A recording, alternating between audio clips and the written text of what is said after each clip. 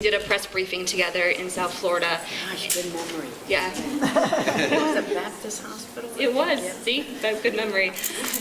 But the most wonderful thing about Congresswoman is that she's been a staunch supporter of eating disorders. And when we met with her about 4 or 5 months ago, she just sort of looked at me and she said, "Why aren't I involved?" And so we were the first. She was the first person we went to with this bill, and I think there was zero hesitation. And so, please join me in welcoming Very nice. Congresswoman. Thank you. You are very nice. Thank you. What a sweet introduction, and you are so very kind. Thank you so much.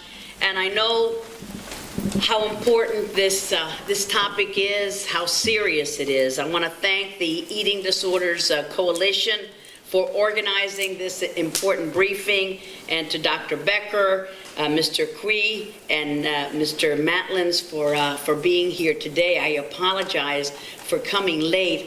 We had a bill that I'm sponsoring, and it was marked up, meaning voted on today, and it's to establish Malala scholarships to women in Pakistan. So excuse me for being late. And while many people may know about eating disorders or even have had some personal experiences with one, many Americans are unaware of how prevalent they are, or the reasons why they occur, or what we can do to prevent this tragic illness. And according to the Eating Disorders Coalition, eating disorders impact at least 14 million Americans and are so common that 1 to 2 out of every 100 kids in America has an eating disorder. Eating disorders impact men and women. It's thought of as a women's affliction, but that's not true. It's thought of as young women. That's not true. It's young and old, all races, all economic classes. But it is true that they're 7 times more likely to impact women. And in fact, 1 in 200 women suffer from anorexia, and 2 to 3 in 100 women suffer from bulimia, the 2 most common eating disorders. Anorexia has the highest mortality rate of any mental illness, and those suffering from it are 57 times more likely to die of suicide relative to their peers. This is a very sad statistic that we must eliminate. While individuals can have a genetic predisposition for an eating disorder, factors like peer pressure, false advertising can be the ultimate contributors.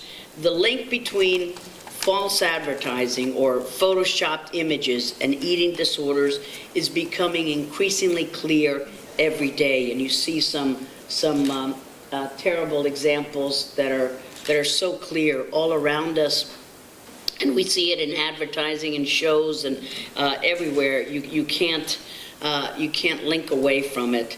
By the time our children reach 17 years of age, they will have been exposed to over 250,000 television commercials depicting unrealistic body sizes. And too often this exposure to altered or photoshopped images can cause unrealistic expectations, thank you, of what the body is supposed to look like, resulting in tragic emotional, mental, and physical health issues. Combined with other factors like genetic predisposition, feelings of inadequacy, societal pressure, depression, anxiety, individual photoshopped images can make an eating disorder even more likely. Thanks to the research like Dr. Becker's, we have more and more academic evidence demonstrating this connection, showing that the use of very thin models in advertising can lead to the kind of consumer attitudes that cause eating disorders. The American Medical Association has recognized the dangers of these ads, saying that advertising associations should work with the public and private stakeholders to come up with guidelines to discourage the use of these images that could promote unrealistic body images. But despite the growing body of evidence, on top of the outrage from consumers, advertisers insist on continuing to Photoshop their models to be thinner and more unrealistic than ever. Every week it seems like there's a new controversy, whether it's an anatomically impossible Target or Old Navy ad, where you look at it and you say, there's something wrong. What is happening here? It's not realistic. Or an online catalog, if you've looked at those, they are full of these unrealistic body shape. Airbrushed Victoria's Secret model in a magazine ad.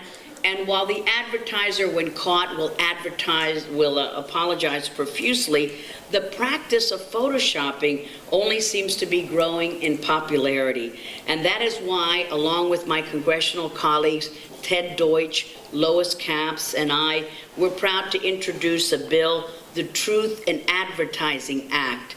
And we just introduced it last week. We hope to get a lot more co-sponsors. That's where you come in.